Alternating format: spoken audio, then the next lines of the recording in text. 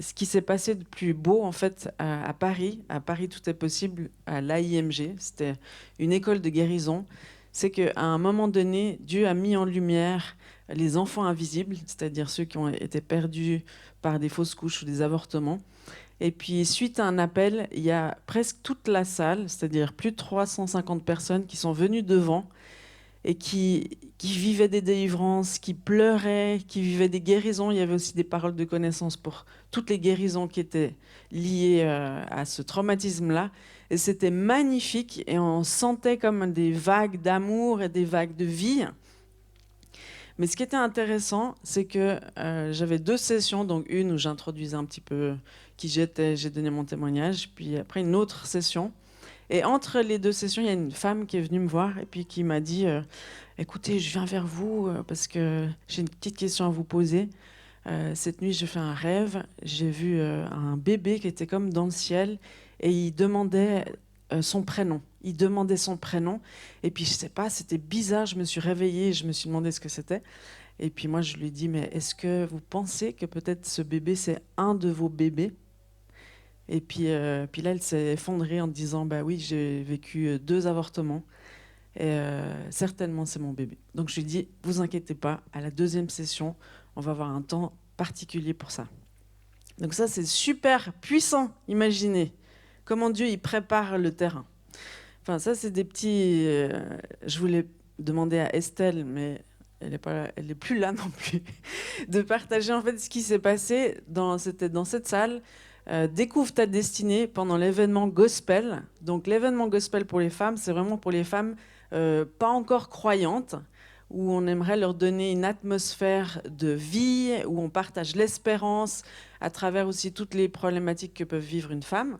Et puis là, l'atelier Découvre ta destinée, les équipières, elles avaient 5 minutes pour prophétiser sur les femmes. Mais on ne disait pas prophétiser, on disait on va vous partager ce qu'on ressent par rapport à vous.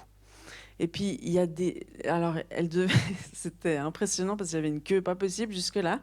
Et à la fin, elles se battaient tellement pour aller dans cette salle qu'on devait leur donner un ticket avec des numéros. Et il y a beaucoup de femmes qui ont rencontré Jésus à ce moment-là.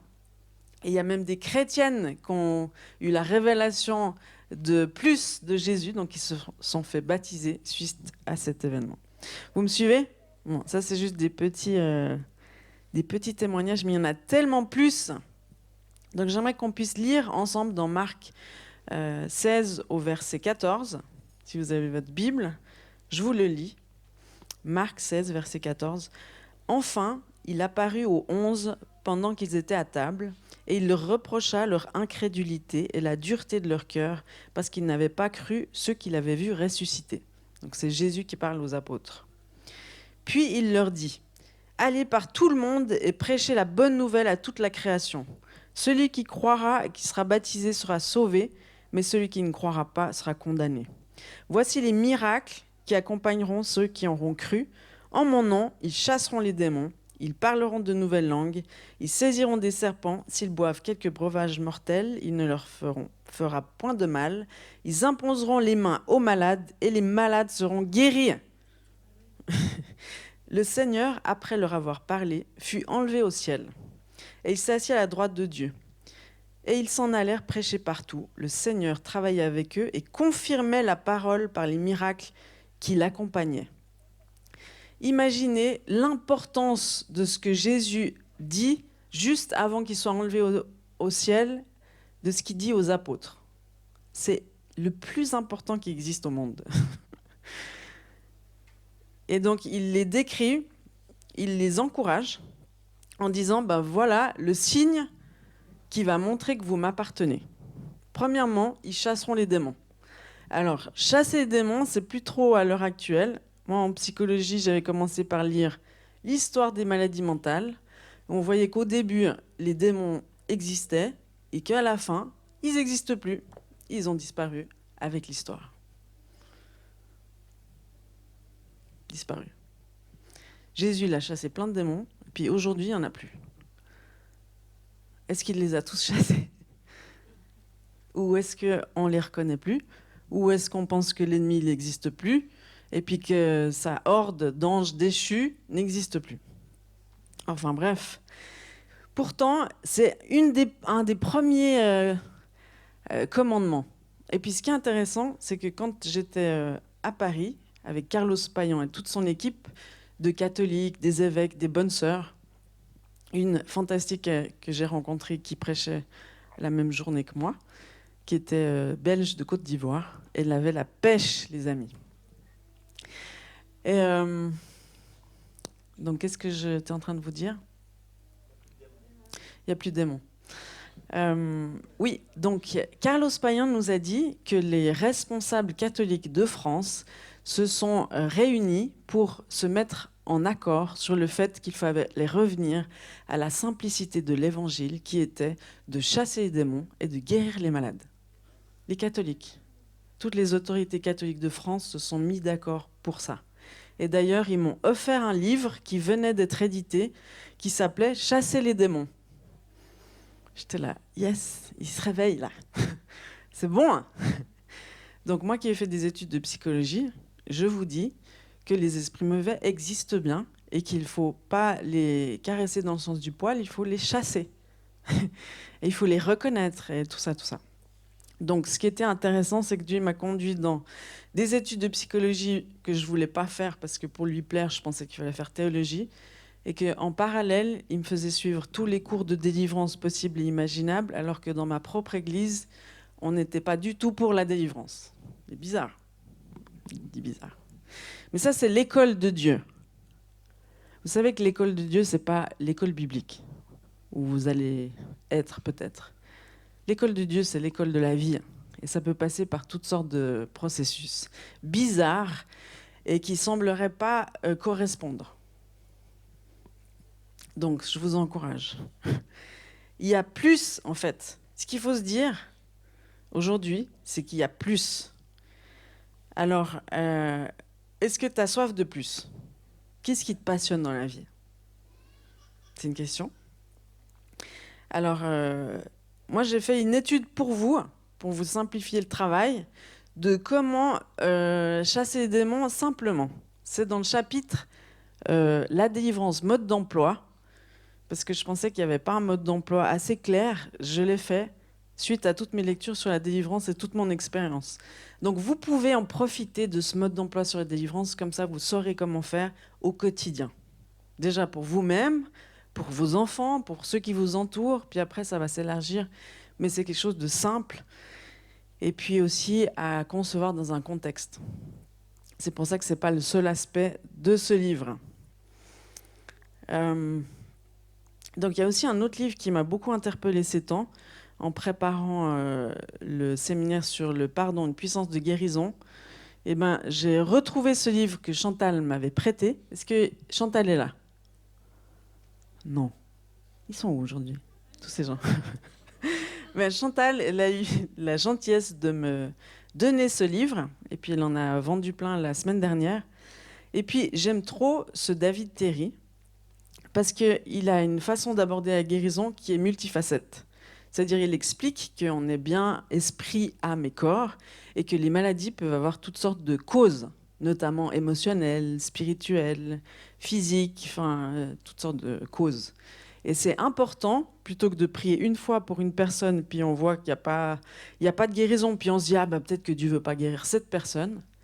Eh ben, on explore, on persévère, et puis on prie plusieurs fois, même à la suite, pour la même personne, jusqu'à ce qu'on voit la guérison. Et puis c'est ce jusqu'à ce qu'on voit la guérison que j'aime bien chez cet homme. Et j'aime bien aussi d'avoir pu suivre son parcours. Comment est-ce qu'il est arrivé à porter un ministère de guérison ? Alors ça a commencé par 21 jours de jeûne. Qui a jeûné plus de 1 jour, 2 jours, 3 jours. Qui a jeûné 21 jours ? Voilà. Donc vous êtes tous potentiels. Ministère de guérison à venir. Enfin, c'est pas une règle ultime, mais c'est juste pour dire qu'à un moment donné, ce David Terry, il a dit « Moi, j'ai soif de plus et je vais aller chercher ta face. Qu'est-ce que je pourrais faire ?» Ben, jeûner. Puis il a demandé à Dieu combien de jours, et il a reçu 21. Attention, quand vous posez des questions à Dieu, il faut être réceptif pour la réponse. 21 jours de jeûne au jus de pomme. Et puis après, c'est pas fini, hein. C'est pas au bout des 21 jours que, clac, le ministère de guérison est arrivé, que ses mains ont commencé à brûler, qu'il les a imposées aux malades et qu'ils ont été guéris. C'est qu'il a poursuivi et il s'est frotté au ministère de guérison. Donc il a été voir les ministères de guérison qui étaient puissants autour de lui, dont il avait entendu parler, comme Randy Clark, par exemple, qui travaille avec Bill Johnson. Ils ont écrit un livre, d'ailleurs, de conversation sur la guérison, qui n'est pas en français, malheureusement. Et c'est cette soif qui a fait qu'à un moment donné, eh ben, il a reçu, parce que c'est une puissance, hein, la guérison. Ce n'est pas un concept mental, vous comprenez? Le royaume de Dieu consiste en puissance spirituelle, pas en intelligence ou en concept ou en vue de l'esprit. Et puis, il y a ce passage qui m'a toujours interpellée, dans Matthieu 11, 12, qui dit que le royaume de Dieu s'empare avec force et que c'est les violents qui s'en emparent. C'est les violents qui s'emparent du royaume de Dieu. Donc il y a quelque chose qui fait qu'on s'en empare ou pas. Il faut avoir faim et soif, il faut poursuivre, rechercher. C'est tout un travail, mais c'est important de le redire, parce que souvent on parle, ou les personnes que vous voyez ici, elles ont peut-être une onction, elles vous interprètent quand elles parlent, et puis vous vous dites « Ah ben moi je suis pas comme elles », genre comme si c'était une fatalité. Mais est-ce que vous connaissez le parcours des gens qui vous ont parlé? Leur parcours secret que personne connaît, sauf Dieu. C'est ce parcours secret de recherche intense de Dieu et de sacrifice sur le chemin et d'obéissance qui fait qu'on fait le ministère qu'on fait. C'est pas Dieu qui a des petits favoris, puis là, toi reçois l'onction, boum, toi reçois l'onction, boum, et puis ben moi je suis pas son favori, mince, j'ai pas l'onction. Tout le monde a accès au royaume de Dieu, mais c'est les violents qui s'en emparent. Les violents, c'est pas la violence qu'on connaît dans ce monde, vous avez bien compris. Alors, moi, j'ai plusieurs personnes qui m'ont approché pour me dire bah, moi, je veux faire ce que tu fais, je veux faire des sozos, je veux... Non, non, non, non, non. Puis je leur dis, alors, ça va consister en une journée que tu mets à disposition toutes les semaines pendant 1 an. Est-ce que tu es prêt à payer le prix pour ça? Parce que c'est ce que ça va te coûter. Moi, les premières personnes qui se sont formées, souvent, elles venaient de très loin. Il y en a une, elle venait même de Tavannes. Tavannes, c'est à 4 heures de route. Pour observer des sozos, pour se former, pour faire l'école d'activation. 4 heures aller, hein, pas aller-retour. Enfin, je sais pas, plus ou moins, Alexandre, c'est ça, ouais.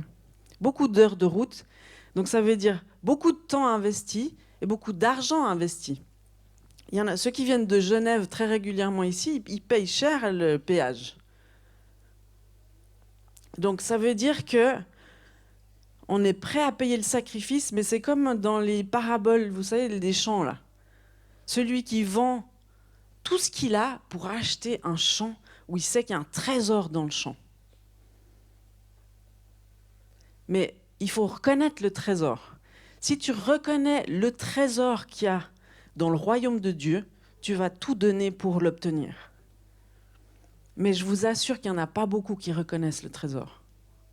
Il n'y en a pas beaucoup qui reconnaissent le trésor. Souvent, on vient à l'église par habitude, ou on vient pour aller mieux, pour sortir la tête de l'eau, enfin, je sais pas, pour toutes sortes de raisons. Mais on ne se rend pas compte qu'il y a un royaume qui est à notre disposition et qu'il y a un ministère que Dieu a pour nous. Chasser les démons, guérir les malades, c'est un beau ministère, c'est la manifestation de l'amour de Dieu. Tout. Moi, souvent les gens qui sont attirés par la délivrance, ils veulent montrer leur force, montrer leur puissance. Et puis c'est important de rappeler que la délivrance, c'est un ministère d'amour. Sinon, on va crier trop fort, et puis sinon, on ne respectera pas les gens. Puis c'est difficile des fois de discerner l'invisible du visible. Il faut beaucoup d'amour et de compassion pour pouvoir le faire. Vous me suivez ? Donc là où est ton trésor, là où est ton cœur, là est ton trésor. Et la question que j'aimerais vous poser aujourd'hui, c'est où est ton cœur ? Dans quoi est-ce que tu investis dans ta vie ? Dans quoi est-ce que tu investis ton temps ? Dans quoi est-ce que tu investis ton argent ? Et dans quoi est-ce que tu investis ton cœur, quoi ? Je ne sais pas comment dire. Dans quoi tu l'investis ? Parce que là où tu vas investir, là tu vas aussi récolter. Puis peut-être qu'aujourd'hui, tu es frustré parce que tu dis « mais je vois pas de fruits, j'aimerais plus, mais comment y arriver ?» Donc j'aimerais juste te dire que pour y arriver, il y a un processus et il y a un sacrifice à faire. Parce que des fois, on ne le dit pas. On dit oui, vous devez tous prophétiser, tous guérir les malades, tous chasser les démons. Ça, c'est vrai, c'est pour tous. Après, il y a des spécialités, il y a des dons, des onctions particulières pour un ministère particulier, qui est le vôtre à chacun, unique. Mais il y a un processus, et ça commence par de voir le trésor.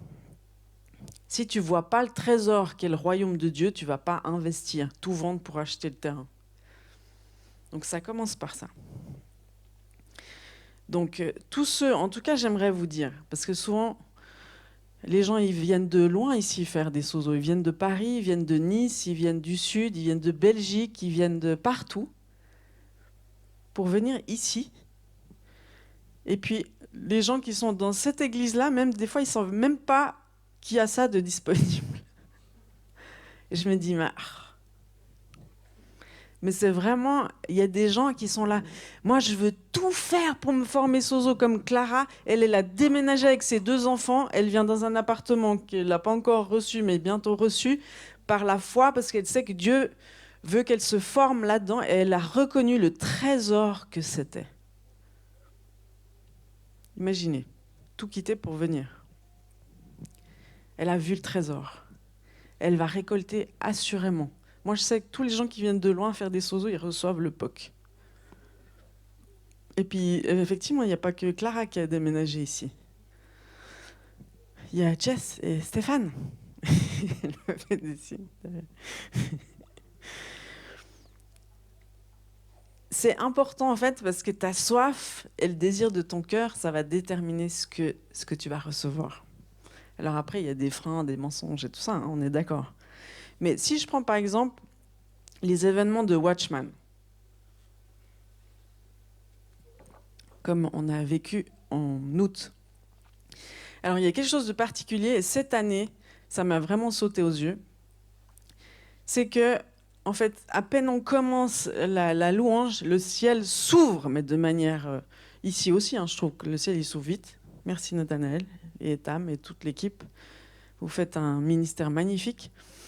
À Watchman, à peine il commence, c'est le ciel ouvert, c'est la présence de Dieu comme jamais. Je dis waouh, mais quelle vitesse, quelle puissance, quelle grandeur. Puis il y a une liberté, tout le monde danse dès que ça commence. Là, ils sont tous devant en train de danser comme des fous, bouger la bannière, agenouillent, ils pleurent, ils crient. Tout. Je me dis, Seigneur, c'est quoi qui fait tout ça là ? Il me dit, c'est leur soif. C'est le sacrifice qu'ils ont payé pour venir. Parce qu'il y a des Chinois, il y a des Allemands, des Anglais. Ils ont tous payé leur billet d'avion.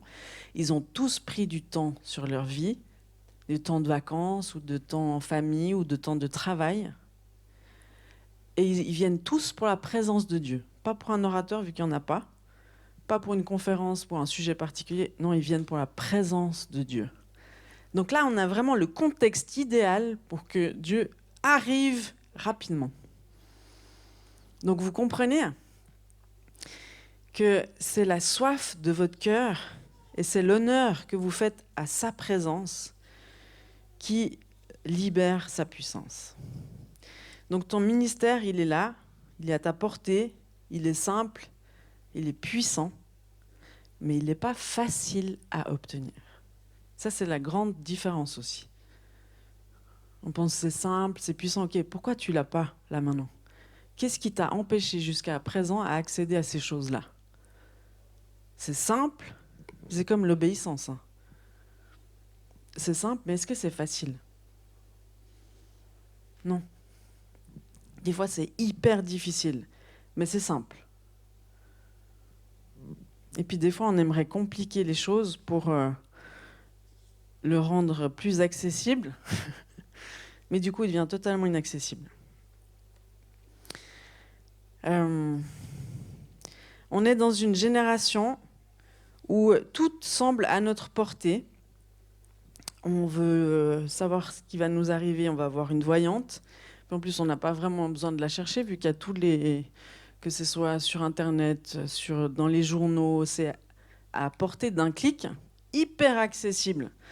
On a les guérisseurs, les psys, voyants, magnétiseurs, ils sont partout et semblent répondre très rapidement à nos besoins. Pas trop cher non plus. Donc on est dans une génération où on veut tout de suite. Donc c'est très attrayant. Et en plus, quand on est un petit peu ignorant, on ne sait pas quels sont les dangers de ces pratiques.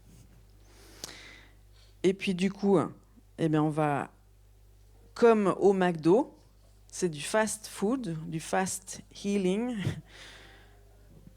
Mais vous savez que le McDo, ça tue à petit feu. D'ailleurs, il y en a un qui a fait un film par rapport à ça, où il était en danger de mort, à force de manger du McDo. Donc on ne remarque pas tout de suite que c'est mauvais pour nous, mais petit à petit, on perd toutes sortes de facultés si on mange tous les jours au McDo.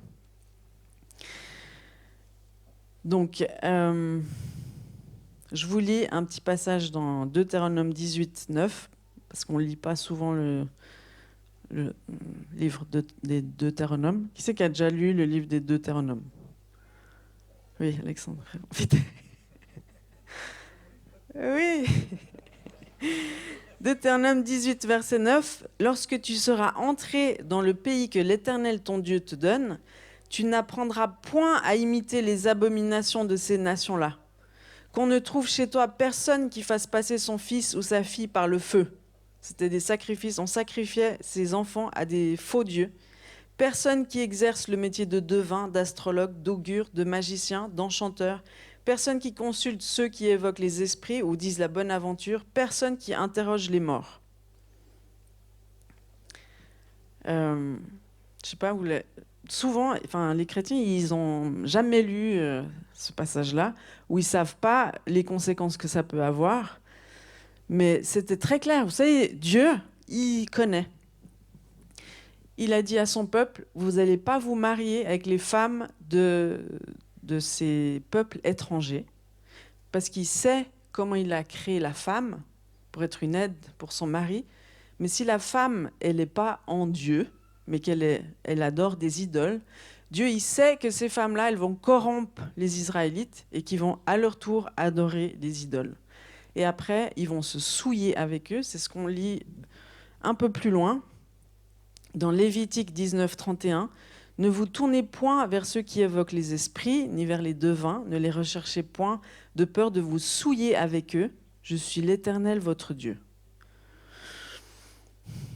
Donc, si vous venez le 5 octobre sur la sexualité, vous verrez que sexualité et spiritualité sont très, très proches et qu'à chaque fois qu'il y a des déviances sexuelles, il y a toujours des déviances spirituelles et que de côtoyer des faux dieux, des astrologues, des voyants, ça va toujours vous attirer dans une perversion sexuelle. Pourquoi ? Parce que la sexualité est une forme d'adoration, que la sexualité, c'est très spirituel, ça lie l'esprit, l'âme et le corps pour devenir une seule chair. Donc c'est pour ça que Dieu dit, ne faites pas un avec une prostituée, parce que, est-ce que vous savez que quand deux se lient sexuellement, ils sont une seule chair?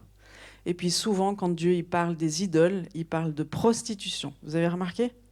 Pourquoi Dieu est-ce qu'il utilise un terme qui a trait plutôt à la sexualité quand il parle de spiritualité ? C'est parce que c'est hyper connecté. Ça vous intéresse? Venez le 5 octobre. Non, mais peut-être vous avez jamais entendu ça. Donc, c'est quoi ton premier réflexe quand ton enfant est malade? Doliprane ou prière? Hein, ton premier réflexe? Moi, je sais qu'en France, c'est Doliprane, c'est sûr. En Suisse, on réfléchit un peu, parce qu'on doit payer les médicaments. Hein, mais en France, c'est pousser à la consommation maximum. Donc, on vous vole votre premier réflexe, qui est de mettre votre confiance en Dieu. Puis après, je ne dis pas que les médecins et certains praticiens qui exercent selon une science correcte, on va dire, et pas occulte, n'est pas bonne ou voulue par Dieu. Parce qu'il y a plein de médecins qui font de leur mieux pour nous sauver. Mais si notre premier réflexe, c'est Doliprane, ben c'est qu'on a oublié notre premier mandat. Chasser les démons, guérir les malades. Et puis si d'un coup, on n'a plus aucune assurance et que c'est la grosse crise économique et que nos médicaments ne sont plus remboursés, on aura peut-être le bon réflexe. Mais commencez déjà maintenant pour ne pas vous retrouver dans une situation délicate. Hein? Commencez à prier pour les malades. Parce que comme dirait, je me rappelle un orateur, il nous disait toujours, si vous imposez jamais les mains aux malades, vous n'allez jamais voir de guérison. C'est d'une logique tellement simple. Mais est-ce que c'est facile de prier pour les malades? Puis s'ils ne sont pas guéris, comment je vais faire? Ça va être la honte. On va rire de moi. Oui, mais si tu n'essayes jamais, tu ne vas jamais voir de guérison. Et puis, tu le fais pour qui? Pour ta réputation ou par amour pour l'autre? C'est toutes ces questions qui viennent en jeu, en fait. Donc, moi, j'aimerais te dire, bon, est-ce que tu sais comment prier? Imagine, je prends l'exemple juste de ton fils, il a de la fièvre, eh ben, ordonne à la fièvre de descendre. Si ton fils, il a des grosseurs, je sais pas quoi, tu commandes à la grosseur de se résorber, tu parles à la maladie directement et tu exerces ton autorité en Christ. Pourquoi il faut exercer notre autorité en Christ? Parce que Jésus, il est mort pour ça, pour te donner son autorité, pour te donner sa nature. Il est mort pour ça, il n'est pas mort pour rien. Moi, c'est ça qui m'attriste, ou en tout cas, c'est ça qui me pousse en avant. C'est juste pour honorer la mort de Christ et sa résurrection dans ma vie. Parce que je suis ambassadeur de Christ. On va lire ensemble. 2 Corinthiens 5, 17. 2 Corinthiens 5, 17. Si quelqu'un est en Christ, il est une nouvelle création. Les choses anciennes sont passées, voici, toutes choses sont devenues nouvelles. Tu as reçu une nouvelle autorité en Christ. Et tout cela vient de Dieu qui nous a réconciliés avec lui par Christ et qui nous a donné le ministère de la réconciliation, car Dieu était en Christ réconciliant le monde avec lui-même en n'imputant point aux hommes leurs offenses, et il a mis en nous la parole de la réconciliation. Nous faisons donc les fonctions d'ambassadeurs pour Christ, comme si Dieu exhortait par nous. Nous vous en supplions au nom de Christ, soyez réconciliés avec Dieu. Celui qui n'a point connu le péché, il l'a fait devenir péché pour nous, afin que nous devenions en lui justice de Dieu. Vous êtes des ambassadeurs de Christ, des ambassadeurs de Christ. Vous devez avoir l'odeur de Christ, le regard, l'amour dans les yeux de Christ.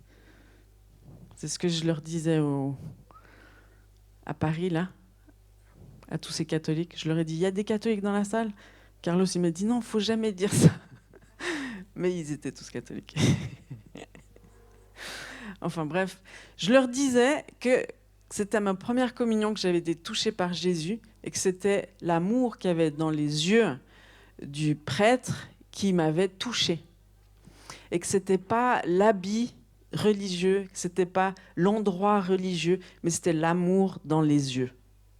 Ça, c'est un signe que vous êtes ambassadeur de Christ. C'est l'amour que les gens peuvent voir dans vos yeux. C'est le grand signe. Alors, si vous relisez Hébreu, c'est important de relire Hébreu pour comprendre le tabernacle, ce que Julien est en train de faire avec les enfants. Je ne sais pas comment il va le faire. Mais le tabernacle, c'est toute une symbolique. Donc déjà, c'est Moïse qui l'a reçu par révélation quand il était sur la montagne. Donc le tabernacle existe déjà dans le ciel. Et puis il a dû le construire sur terre dans le désert. Et puis le tabernacle, il est entouré comme d'une barrière. Il y a une porte. Et puis il y a un parvis. Et dans le parvis, il y a le vase d'airain où il y a l'eau pour purifier ses mains. Et puis il y a l'autel pour mettre tous les animaux à mort. Et puis après, il y a le lieu saint dans lequel on rentre par je sais pas, une porte, un voile. Le lieu saint, où il y a les pains de proposition, où il y a la menorah, les bougies, là. Et puis, non, je pensais avec de l'huile, c'est pas de la cire. Et puis, l'autel des parfums. Et puis après, il y a un voile très épais. Et puis, le lieu très saint, où là, il y avait l'arche et le propitiatoire. Et le tabernacle, c'est hyper important de l'étudier un peu plus de près parce qu'il est plein de symboliques. Et notamment, il symbolise toutes les facettes de Jésus. Déjà, on rentre dans le tabernacle par une porte parce que Jésus est la porte. Puis après, il y a la symbolique du baptême avec l'eau et puis de nos vies et qu'on donne en sacrifice pour Dieu sur l'autel. Et ce qui nous fait accéder au lieu saint, où on rencontre Jésus qui est la lumière, Jésus qui est le pain de vie, Jésus qui est notre intercesseur auprès du Père. Et puis à travers son corps, au-delà du voile, le voile c'était le corps de Jésus qui a été déchiré pour nous. D'ailleurs quand il est mort, le voile du temple d'à côté s'est déchiré de haut en bas. Et c'est Dieu qui l'a lui-même déchiré pour qu'on ait accès à sa présence au lieu très saint, là où Jésus se révèle comme roi et sacrificateur, souverain sacrificateur selon l'ordre de Melchisédek. Et Jésus, qui est l'ultime souverain sacrificateur, il nous donne accès à la présence du Père. Mais vous constatez que dans le tabernacle, il y a comme un processus, il y a comme un chemin. D'ailleurs, Jésus, il est le chemin, la vérité et la vie. La vie, c'est ce qui est manifesté dans le lieu très saint. Et puis il y a 4 piliers qui sont les 4 évangiles qui révèlent les 4 facettes de Dieu. Il y a Jésus Dieu, Jésus homme, Jésus serviteur.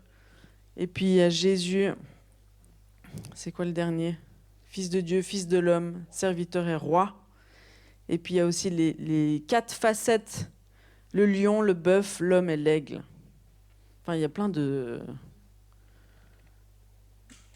parallèles qu'on peut faire. Et puis ça symbolise aussi le corps, l'âme et l'esprit. Et vous savez que toute notre vie doit être soumise à l'Esprit de Dieu qui est en contact avec notre esprit, puis après qui vient renouveler l'intelligence de notre âme. Et puis si on doit revoir Romains 12:2 qui dit « Ne vous conformez pas au siècle présent, mais soyez transformés, renouvelés dans votre intelligence, afin que vous sachiez quelle est la volonté de Dieu, ce qui est agréable et parfait, bon, mauvais. » Donc ça veut dire que si votre intelligence n'est pas renouvelée, vous ne pouvez pas savoir quelle est la volonté de Dieu. Et puis notre intelligence, elle doit être renouvelée dans plein d'aspects, plein d'aspects. Si mon intelligence est renouvelée sur le fait que je dois voir le trésor qu'est le royaume de Dieu, y aspirer, investir, sacrifier pour l'obtenir, parce que c'est les violents qui s'emparent du royaume de Dieu, ça va faire une différence dans mon quotidien. Parce que là, j'aurais capté quelque chose qui doit normalement changer mon comportement. Je ne sais pas à quoi vous aspirez. Mais en tout cas, si vous y aspirez, j'aimerais que vous puissiez prendre la bonne voie. Moi, je pense que quand on prend des décisions, et on en prend chacun régulièrement, et des décisions importantes, on doit prendre des décisions en toute connaissance de cause. Vous êtes d'accord? On doit savoir vers quoi on va. On ne peut pas prendre des décisions comme ça à l'aveuglette, non? J'aime bien dans Jacques, je vais vous lire encore. Ce que Jésus a accompli, ce n'est pas juste le salut par la réconciliation avec le Père, mais c'est aussi la guérison. Dans Ésaïe 53, verset 5, ou dans 1 Pierre 2, 24, c'est écrit que par ses meurtrissures, on est guéri. Et ça, c'est la promesse de guérison. Et puis il y a une autre promesse, c'est la promesse de délivrance, c'est-à-dire que Jésus, il a payé un prix fort pour qu'on sorte des malédictions et qu'on hérite des bénédictions. C'est écrit dans Galates 3, au verset 13. Christ nous a rachetés de la malédiction de la loi, étant devenu malédiction pour nous, car il est écrit « Maudit est quiconque est pendu au bois », afin que la bénédiction d'Abraham ait pour les païens son accomplissement en Jésus-Christ, et que nous recevions par la foi l'Esprit qui avait été promis. Donc on n'est plus sous une malédiction, sous des tonnes de malédictions, parce qu'on est sous plein de malédictions en fait. Quand il y a des morts récurrentes dans une famille, quand il y a des maladies récurrentes dans une famille, quand il y a des divorces récurrents dans une famille, quand il y a des mariages malheureux récurrents dans une famille, quand il y a des divisions de frères récurrents dans une famille, c'est qu'on est sous une malédiction. Et puis Jésus, il n'est pas mort pour rien. Donc plutôt que de continuer à vivre dans cet état-là en pensant que le temps va arranger les choses ou que d'une génération à l'autre, ça va disparaître comme par hasard, on s'empare de la bénédiction et on brise la malédiction. On se met en action. Parce que tout ça, c'est disponible pour nous, mais c'est les violents qui ravissent le royaume de Dieu. Vous comprenez? C'est hyper important ce que je vous raconte là.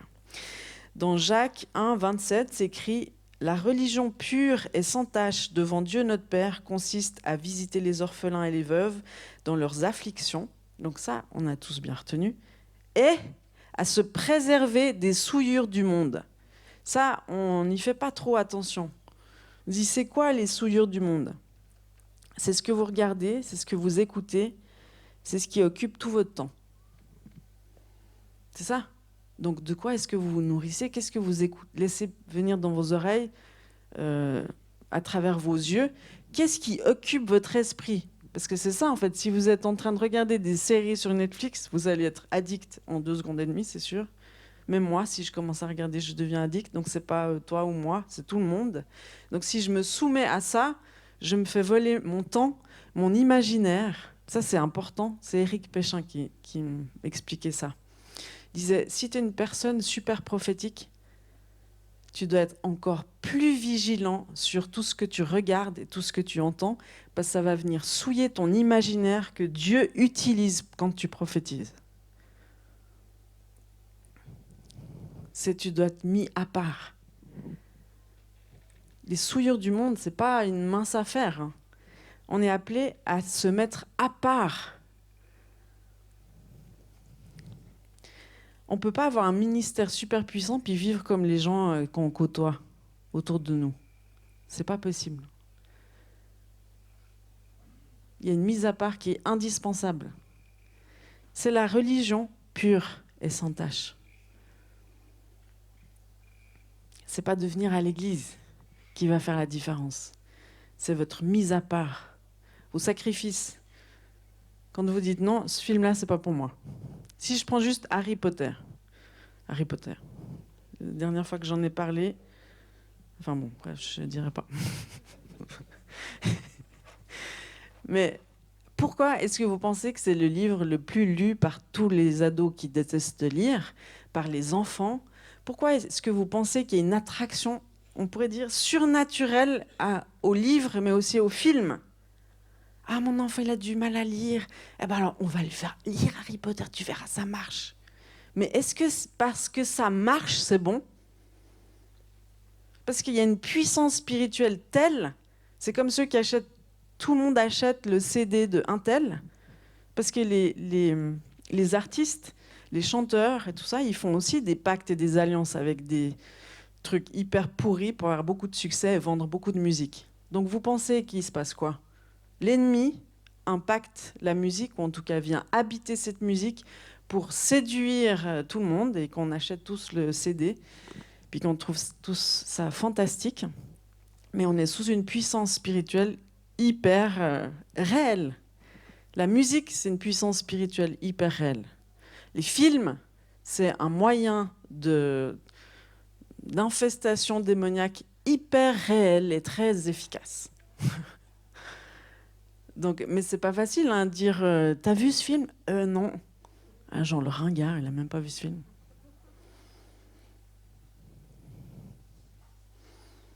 C'est simple, mais c'est pas facile.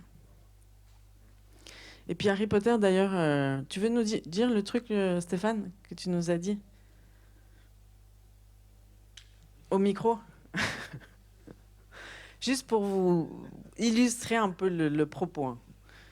Je vous condamne pas, hein, si vous avez vu Harry Potter, on priera pour vous. Alors si je m'en souviens bien, il y a un manifeste aux États-Unis sur des églises baptistes où des pasteurs baptistes se sont engagés à dire à leur communauté que, en fait, toutes les prières qui étaient dites dans Harry Potter étaient des incantations, en fait, et à faire attention à ça. Ouais, c'était ça. Ouais. C'était ça, ouais. Et qu'en fait, on apprenait du coup un langage à nos enfants de cet ordre-là.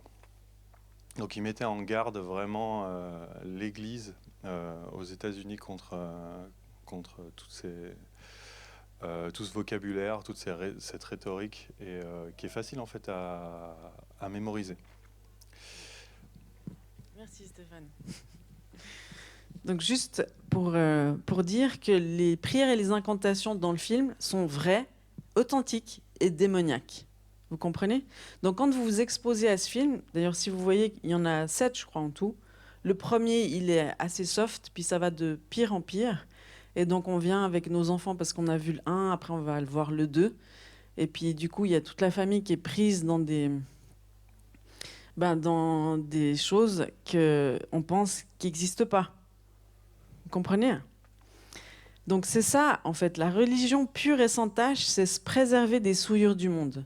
Mais il faut en avoir conscience. Il faut avoir étudié un peu la Bible pour savoir, mais de quoi est-ce que la Bible parle quand elle nous parle de magiciens, d'enchanteurs? On se dit, ah ben ça c'est avant, maintenant ça n'existe plus. Non, non, non. Ça a juste d'autres noms, d'autres formes, parce que ça bouge tout le temps. Ça prend d'autres formes, mais c'est toujours bien présent. Et les mêmes esprits mauvais, ils sont toujours là, vu que c'est des êtres éternels. Vous comprenez? On ne peut pas les convertir, les esprits mauvais. Ça, c'est aussi un autre point important.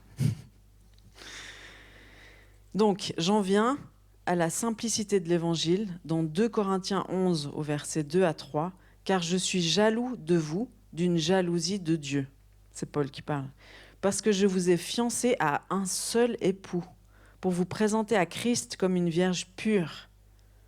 Toutefois, de même que le serpent séduisit Ève par sa ruse, je crains que vos pensées ne se corrompent et ne se détournent de la simplicité à l'égard de Christ. » La simplicité. Christ, il est un seul époux. On ne peut pas faire alliance avec Christ et puis faire alliance avec plein d'autres dieux, plein d'autres idoles. Et puis un dieu qui s'appelait Baal à l'époque, aujourd'hui, eh ben, il existe toujours, mais il a une autre... ça peut être l'argent, ça peut être le plaisir, ça peut être la distraction. Il y a plein de choses possibles. En tout cas, j'aimerais conclure par... une catastrophe, je suis beaucoup trop tardive. Dans Zacharie 4, au verset 6, c'est écrit « Ce n'est ni par la puissance ni par la force, mais c'est par mon esprit, dit l'Éternel des armées. » Jésus, qu'est-ce qu'il reproche à ses disciples? Il leur reproche leur incrédulité. Et il leur demande de revenir à une foi simple et puissante. Donc, qu'est-ce qu'on s'est fait voler sur le chemin? Est-ce qu'on a négligé la repentance? Est-ce qu'on a considéré que tout est permis, donc c'est bon, je peux tout faire? Mais tu verras en fait, oui, tu peux tout faire, mais tu ne vas pas accéder au royaume de Dieu. Parce que la religion simple, pure et sans tache, c'est s'occuper des veuves et des orphelins. Ils ont peut-être un autre visage aujourd'hui aussi, mais c'est aussi se préserver des souillures du monde. Et puis si je ne le fais pas, je ne vis pas la puissance. Je ne vis pas la puissance, la fraîcheur, la beauté de l'évangile. Et puis je viens à l'église tous les dimanches, puis je suis frustrée, et j'ai un pied dans le monde, un pied à l'église, et je suis frustrée, et il n'y a aucun fruit qui sort de ma vie. Donc tu dois savoir que tu dois sortir du monde, des souillures du monde. Hein. On ne va pas sortir puis commencer à s'habiller en amiche, on est d'accord. Quoique... Enfin... on est d'accord. Mais on doit sortir des souillures du monde pour trouver la puissance de l'évangile et la simplicité de l'évangile. Ça va ensemble. Simplicité, puissance. Puis la repentance, c'est toujours bien. Parce qu'à un moment donné, tu dois savoir ce que tu veux dans la vie. Donc maintenant, on va juste fermer les yeux un petit coup. Et puis peut-être, si vous savez que si on veut changer de direction, à ski, on fait une conversion. Comme ça, schlack, comme ça. Et puis dans notre vie chrétienne, quand on a marre de marcher d'une certaine façon, dans la suffisance et la médiocrité, ou je sais pas, la médiocrité, la tiédeur, je sais pas ce que je pourrais dire, tu as envie de plus, eh bien repens-toi. Repens-toi de ne pas avoir considéré le trésor. Repens-toi de ne pas avoir investi aux bons endroits. Repens-toi de t'être laissé distraire, de t'être laissé séduire. Repens-toi, ça veut dire, Seigneur, je veux plus ça. Je veux plus une vie médiocre. Je veux plus une vie terne. Je veux plus ça. Une espèce de confort qui m'apporte aucune satisfaction profonde. Je veux voir le trésor. Ouvre mes yeux.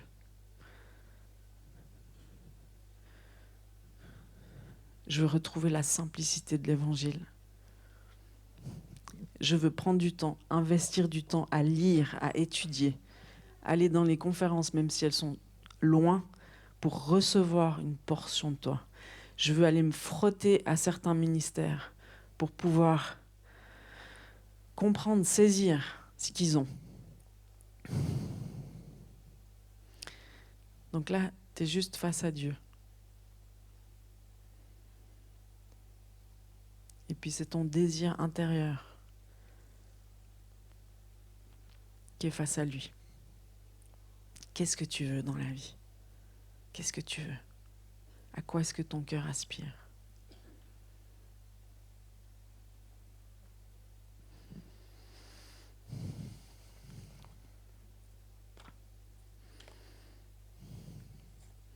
Vous savez, on est dans un monde bizarre là, où ils sont en train de vouloir faire passer une loi qui permet de faire des expériences pour mélanger des embryons animaux avec des embryons humains. Donc je ne sais pas si vous vous rendez compte dans quel contexte on évolue là. Mais la distraction, elle est si forte qu'on peut passer à côté. Sans s'investir, sans riposter, sans réagir, sans se dire « ça me concerne ».